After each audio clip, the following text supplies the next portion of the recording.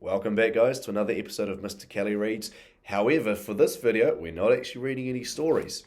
As I promised you at the end of That's Not a Hippopotamus, well, I set a challenge, really. I set a challenge to see if you could figure out what the similarity, one thing that these three books had in common. I read That's Not a Hippopotamus, Flip the Fantail and the Flying Flop, and Michael Recycle. Now, I said to you at the end of That's Not a Hippopotamus that all three of those stories had something in common. And my challenge to you was, could you figure out what it was? So, if you haven't listened to the stories of That's Not a Hippopotamus, Michael Recycle, and Flip the Fantail and the Flying Flop, if you haven't read those stories, if you haven't listened to me reading those stories, go back. Listen to them first and see if you can figure out what the thing that those three books have in common is.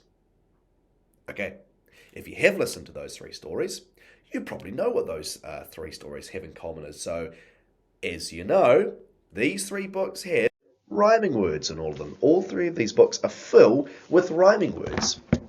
If you didn't know that it was rhyming words, here's what I want you to do.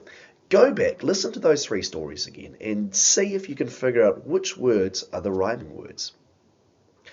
That's all for this episode. I will see you guys for another episode of Mr. Kelly Reads. Be happy, be kind, keep reading. See you later.